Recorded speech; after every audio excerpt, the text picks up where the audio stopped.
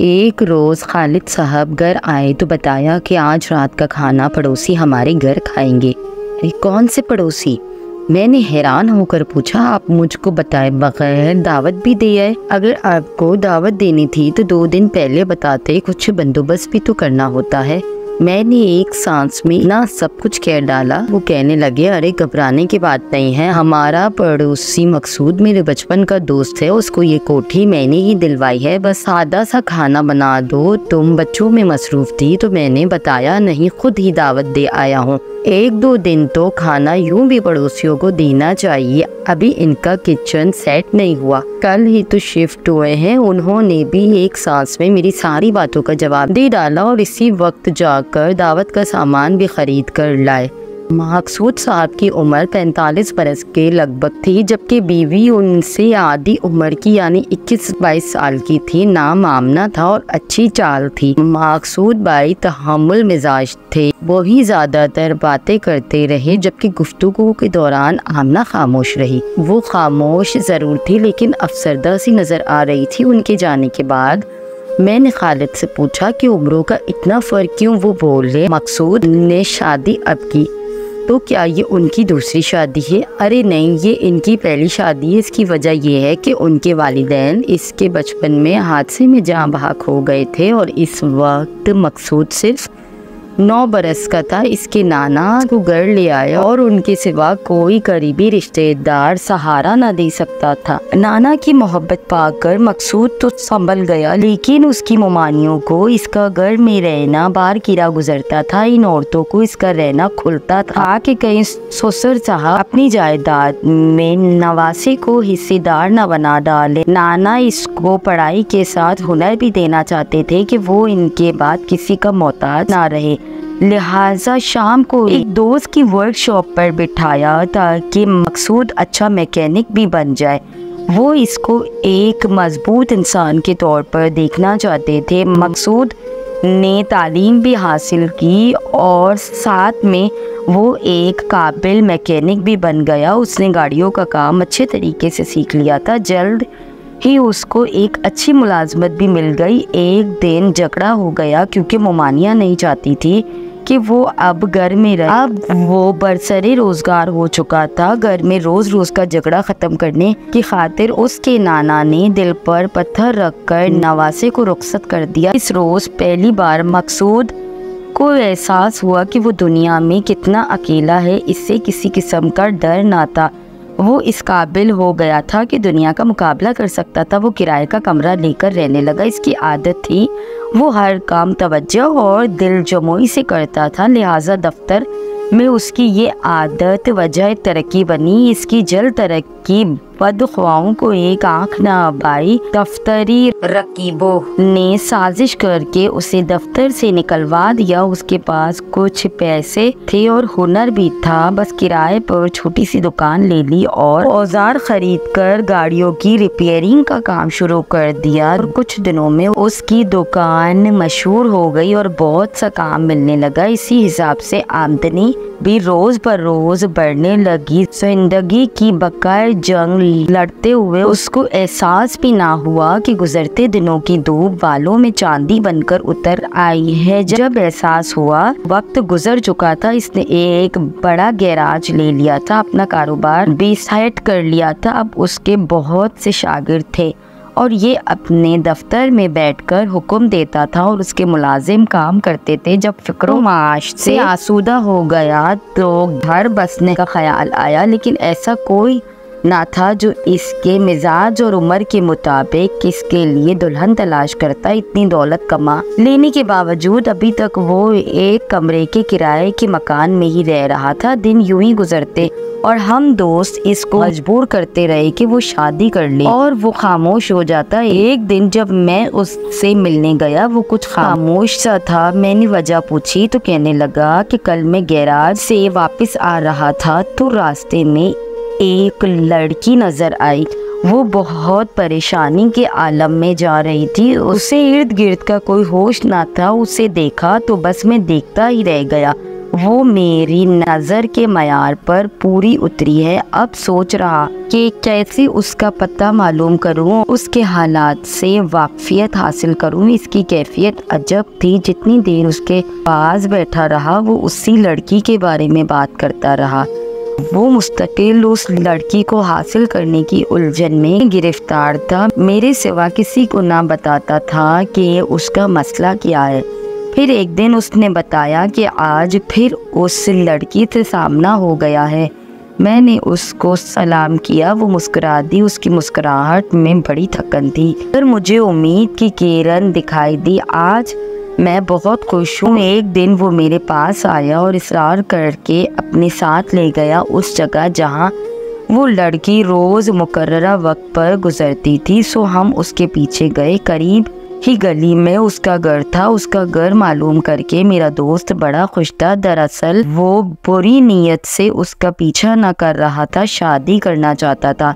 मैंने समझाया कि अपनी मुलाजमा को उसके घर बेचकर पहले हालात तो मालूम कर लो। मकसूद ने बात मान ली। उसकी मुलाजमा समझदार और जहां दीदा थी। वो उस लड़की के घर गई और बातों बातों में कुछ हालात मालूम कर लिए। उस लड़की ने बताया कि उसके माँ बाप वफात पा चुके हैं और वो अपने मामू के पास रहती है। मामा उसका नशा करता है और वो खुद स्कूल टीचर है। सारी तनख्वाह मामा ले लेता है। मैं पैसे ना दूँ तो मुझे मारने पर आ जाता है। उस लड़की का नाम आमना था। वो बहुत शाइस्ता सी थी। मुलाजमा ने तमाम बातें मकसूद साहब को बताई तो उसे समझाया कि अम्मा रहीमा तुम मेरी हर बात उसे साफ साफ बता दो, फिर उसका फैसला पूछ लेना। जो वो कहेगी वैसा कर लेंगे। यूँ मुलाजमा की मार्फत मकसूद की मुलाकात आमना से हो गई। वो लड़की भी खरी और साफ गो थी। उसने बताया कि मामा जी के सिवा मेरा इस दुनिया में कोई नहीं है। बेशक वो मुझसे तनख्वाह ले लेते हैं, लेकिन भेड़ों के इस जंगल में मैं मामा जी की वजह से महफूज हूँ। उनके घर को छोड़ दूँ तो कहाँ जाऊँगी। मकसूद ने भी अपने बचपन से लेकर अब तक के तमाम हालात आमना को बताए और कोई बात पोशीदा ना रखी। आमना को मकसूद अच्छा लगा। यूँ उन्होंने बाहिम रजामंदी से शादी करने का फैसला कर लिया। वो दोनों आपस में सुलह मशवरे से कुछ सामान खरीद रहे थे कि आमना के मामा जी ने उनको एक साथ शॉपिंग करते देख लिया और वो आमना को बुरा भला कहता हुआ अपने घर ले आया। आमना ने अगले रोज बताया कि घर ले जाकर मामा जी ने मुझे खूब मारा। उसने हर बात उनको बता दी। अब अगर शादी होगी तो उनकी मर्जी से ही होगी। आपको इनसे मिलना होगा और मामा जी को राजी करना होगा। दूसरे रोज मकसूद ने अपनी मुलाजमा को मामा के पास भेजा। उस शख्स ने कहलवा दिया, आकर मुझसे खुद मिलो। मैं कुछ शराइत पर आमना को तुमसे शादी करने की इजाजत दे सकता हूँ। मकसूद मुलाजमा के हमरा उस शख्स से मिला। उस आदमी ने कहा कि 2 शर्तें हैं, पूरी कर दो तो मैं अपनी बाजी का रिश्ता दूंगा। अव्वल जिस घर में हम रहते हैं वो गिरवी है, उसका पैसा देकर ये घर गिरवी से छुड़ा दो। दूसरी शर्त ये है कि आमना अगर शादी के बाद मुलाजमत जारी रखेगी तो आधी तनख्वाह मेरे गुजारे के लिए वो मुझे देगी। अगर मुलाजमत नहीं करेगी तो तुमको हर माह गुजारे लायक मुझे खर्चा देना होगा, क्योंकि मैं कमाने से कासिर हूँ। ये दोनों शर्तें मकसूद ने खुशी से मान ली और यूं उनकी शादी हो गई। कुछ माह बाद मामा जी को ऐसा लगा कि ये रकम कुछ कम है। वो मकसूद के घर तक आ गए। खर्चे में इजाफा करो, पूरी नहीं पड़ती। मकसूद ने मामा जी को देने वाले पैसे भी बढ़ा दिए। इसके बाद तो उस बंदे को पैसे बटोरने की आदत पड़ गई। वो थोड़े थोड़े दिनों बाद पैसे मांगने आ जाता। मामू की इस हरकत पर आमना को अपने शोहर से शर्मिंदगी होती। वो मना करती कि अब और पैसे उनको ना दिया करो, मगर वो बीवी के कहने की परवाह करता और पैसे दे देता। वो जिस कदर उसकी ज़रूरतें पूरी कर रहा था उस शख्स के मुतालबे बढ़ते ही जा रहे थे। आखिरकार उसने वो घर बेच दिया और हमारे घर के बराबर वाला ये घर खरीद लिया। खालिद ने यहाँ तक बात ख़त्म करके कहा कि अब तुम आमना भाभी से मिलती रहा करो, उनकी शादी को 1.5 साल हुआ है और वो अकेले इतने बड़े घर में रहने से घबराती है। मुलाजमा तो अपने कामों में लगी रहती है। यूं मैं अक्सर उससे मिलने चली जाती। आमना अपने घर में बहुत खुश थी, लेकिन कभी कभी वो उजी बुझी और उदास लगती। एक दिन मैं गई तो देखा कि आमना ने मैले कपड़े पहने हुए हैं। मैंने इसकी वजह पूछी तो बोली, अरे किसके लिए अच्छा लिबास पहनूं? मकसूद को तो अपने कारोबार से ही फुर्सत नहीं मिलती। वो ज्यादा वक्त अपने गैराज को देते हैं। वो घर आते हैं तो इतने हक्के मानदे मेरी जानिब तवज्जो ही नहीं देते। मैंने उससे समझाया कि मकसूद भाई नेक और पुख्ता उम्र सुलझे हुए इंसान हैं, हर वक्त तुम्हारे पीछे फिरते और मोहब्बत जतलाने को ठीक नहीं समझते होंगे। मोहब्बत तो इंसान के दिल में होती है, बाकी हर तरह से तुम्हारा ख्याल तो करते हैं ना। तुम बदगुमानी में ना पड़ो। मेरी बातें आमना ने खामोशी से सुनी मगर कुछ ना बोली। काफ़ी दिनों बाद मैं दोबारा उसके पास गई। वो पहले से भी ज़्यादा बुझी बुझी थी। इस बार उसने मकसूद के बारे में कोई बात ना की। उसके बाद मैंने मकसूद भाई से बात की और उनसे कहा कि आप आमना का ख्याल रखा करें। वो सारा दिन अकेली घर में पड़ी आपका इंतज़ार करती रहती है और आप रात को आकर सो जाते हैं। अब उसको कहीं घुमाने फिराने भी लेकर नहीं जाते। उन्होंने मेरी बात गौर से सुनी और उसके बाद वो हर जुमे को इसे बाहर घुमाने फिराने लेकर जाने लगे। शादी को 5 बरस का अरसा गुजरने के बावजूद उनके यहाँ अभी तक कोई औलाद भी ना हुई। एक दिन खालिद बहुत परेशान घर में दाखिल हुई। कहने लगी कि क्या तुम आमना भाभी के पास जाती हो? तुमने वहाँ कोई ख़ास बात नोट की? मैंने बताया कि कोई ऐसी बात मैंने तो नहीं देखी, सब मामूल के मुताबिक है। क्या कोई परेशानी वाला मामला है? कुछ वो कहने लगे, हाँ परेशानी वाला मामला तो है। मकसूद जैसा समझदार और साबित आदमी अपनी बीवी को तलाक देना चाह रहा है। वो बहुत परेशान है। तुम ज़रा आमना भाभी के पास जाओ, पता करो कि क्या बात है। दूसरे दिन मैं आमना के पास गई। वो बनी ठनी और बहुत खुश नज़र आ रही थी। हल्के मेकअप में ज्वेलरी पहने बहुत हसीन लग रही थी। इस रोज़ मैं आमना को देखकर बहुत खुश हो गई कि चलो वो फिर से अपने घर में सेट हो गई है। पिछले दिनों बहुत बदहाल लग रही थी। मैं अभी वहाँ बैठी थी कि उनके दरवाजे पर दस्तक हुई। गैराज से एक आदमी रोटी लेने आया है, मुलाजमा ने बताया। मैंने देखा कि आमना के चेहरे पर रौनक आ गई। वो टिफ़िन उठाकर खुद दरवाजे पर उस लड़की को खाना देने चली गई। जब काफ़ी देर हो गई तो मैं उठकर जाने लगी। उसी वक्त मुलाजमा ने मुझे कहा कि आप ज़रा ठहरिए, मैं जाकर देखती हूँ। मुलाजमा ने मुझे रोक लिया और खुद दरवाजे की तरफ चल पड़ी। ये सूरत हाल देखकर मैं परेशान हो गई। अब मुझे समझ में आया कि कुछ और मामला है और मेरे शौहर क्यों परेशान थे। फिर ज़रा देर बाद मुलाजमा आ गई। उसके चेहरे पर घबराहट थी।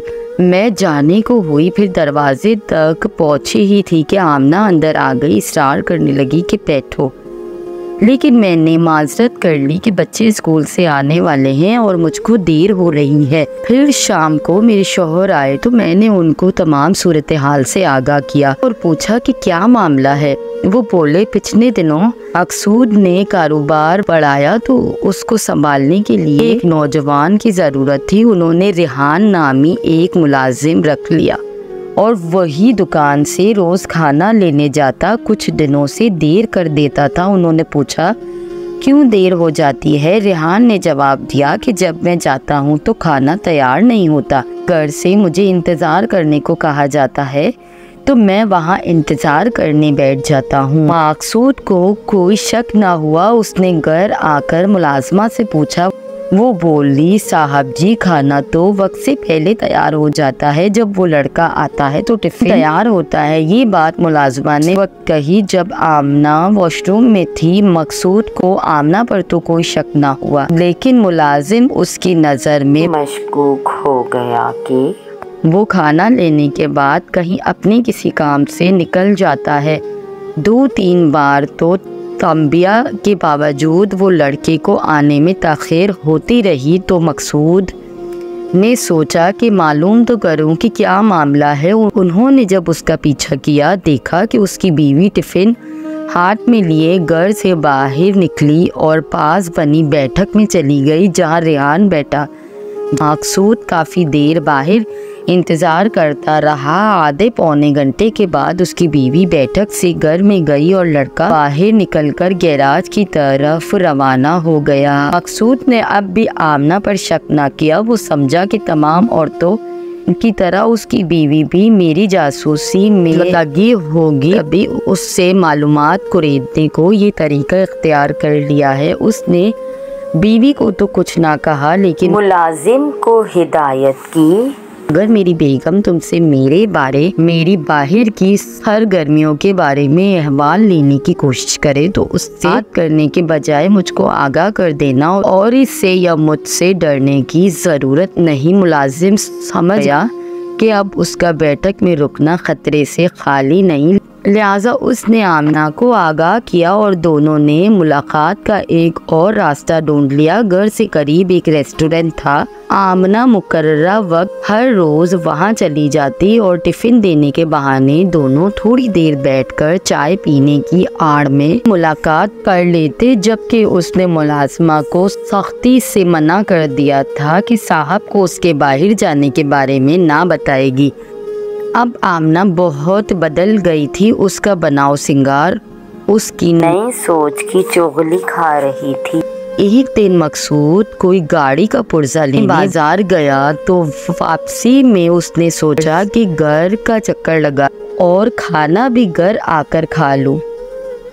वो गाड़ी में था। जो ही उसकी गाड़ी रेस्टोरेंट के सामने से गुजरी, उसने रिजवान को वहां से निकलते देखा। उसके हाथ में खाने का टिफिन था। उसने सोचा ये बदबख्त शायद यहाँ बैठकर पहले खुद मेरे खाने पर हाथ साफ करता है और बाद में बचा हुआ खाना गैराज लेकर आता है, तभी उसको देर हो जाती है। मकसूद रेस्टोरेंट में गया। रिजवान से पहले ही आमना जा चुकी थी। उसने वेटर से पूछा, अभी जो नौजवान टिफिन हाथ में लिए बाहर निकला है, क्या वो यहाँ बैठकर टिफिन से खाना खाता है? उसने कहा, नहीं साहब, ये लोग रेस्टोरेंट से ही कुछ न कुछ लेकर खाते हैं और कॉफी पीते हैं। कितने लोग होते हैं? 2-3, उनके साथ एक औरत भी होती है। वो 5 मिनट पहले आ जाती है और उनके यहाँ से निकलने से 3-4 मिनट पहले निकल जाती है। मकसूद के दिमाग में खतरे की घंटी बजी। अब उसको तो लगी कि देखो इस बात की तय में क्या है। अगले दिन वो मुकर्ररा वक्त से 10 मिनट बाद रेस्टोरेंट में दाखिल हुआ। आमना और रिजवान टेबल के आमने सामने बैठे हुए थे और हंस हंस कर बातें कर रहे थे।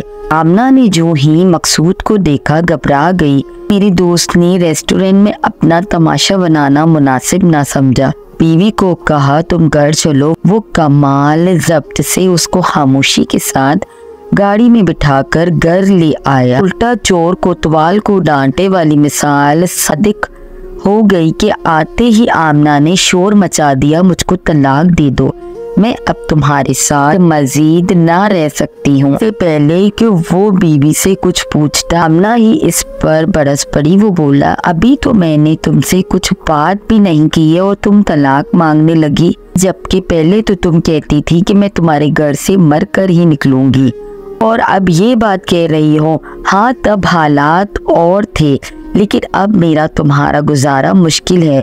मैं कैदे तन्हाई से तंग आ गई हूँ। तुम्हारे साथ रहने का मतलब है घुट घुट कर मैं इधर ही मर जाऊँ। इससे तो अच्छी शादी से पहले थी।